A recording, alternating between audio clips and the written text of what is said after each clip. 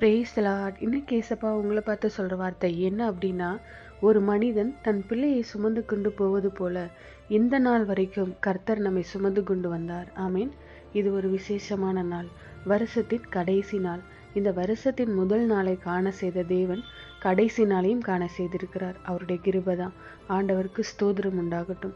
இந்த ஆண்டு முழுவதும் நடந்து வந்த பாதையை கொஞ்சம் திரும்பி பாருங்களேன்.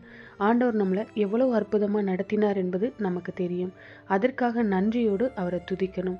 நாம கடந்து வந்த பாதையில எத்தனையோ போராட்டங்கள், எத்தனையோ துன்பங்கள், நெருக்கங்கள், உபத்திரவங்கள், அதுக்கு மத்தியிலையும் கர்த்தர் நமக்கு ஜெயம் கொடுத்து தாங்கி நடத்தி வந்திருக்கிறார். எப்படி நடத்தி வந்தார்?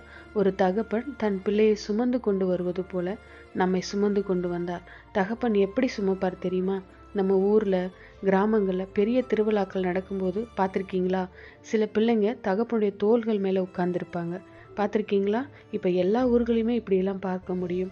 கூட்ட நெரிசலில் தன் பிள்ளை சிக்கி கொள்ளாதபடி அவங்கள பாதுகாக்கிறதுக்காக தன் தோளின் மீது வைத்து கொள்வாங்க. இதுதான் தகப்பனுடைய அன்பு. ஆண்டவர் கூட நம்மளை அப்படிதான் சுமந்து கொண்டு வந்தாராம். நீங்கள் யோசித்து பாருங்களேன். இந்த வருஷம் முழுவதும் எத்தனையோ ஆபத்துகள், எத்தனையோ பிரச்சனைகள் நம்மளை தாக்கின போதும் நாம் சேதம் அடையாதபடி, முடங்கி போகாதபடி, அழிந்து போகாதபடி நம்ம ஜீவனோட சந்தோஷமா இருக்க காரணம் கர்த்தர் மட்டும்தான். நம்மை தோளின் மீது சுமந்து கொண்டு வந்திருக்கிறார். அதை நினைச்சு அவருக்கு நன்றி சொல்லணும்ல. அதனால ஒரு முழு இருதயத்தோட ஆண்டவரை துதித்து நீங்க நன்றி சொன்னீங்கன்னா வருகிற வருஷத்துல தேவன் உங்களை விசேஷமா ஆசீர்வதிப்பார். ஏன்னா நன்றியுள்ள இருதயம் உள்ளவர்களை தேவன் விசேஷமா ஆசீர்வதிப்பார். நன்றியோடு இப்ப ஆண்டவரை துதிக்கிறீங்களா? எங்கள் அன்பின் ஆண்டவரே, அப்பா, இந்த ஆண்டு முழுவதிலும் ஒரு தகப்பன் தன் பிள்ளையை சுமந்து வருவதை போல என்னையும் என் குடும்பத்தையும் என்னை சார்ந்தவர்களையும் நீங்க சுமந்து கொண்டு வந்தீங்கப்பா. பாதுகாத்து நடத்தினீங்க. அதற்காக உம்மை ஸ்தோதரிக்கிறேன்.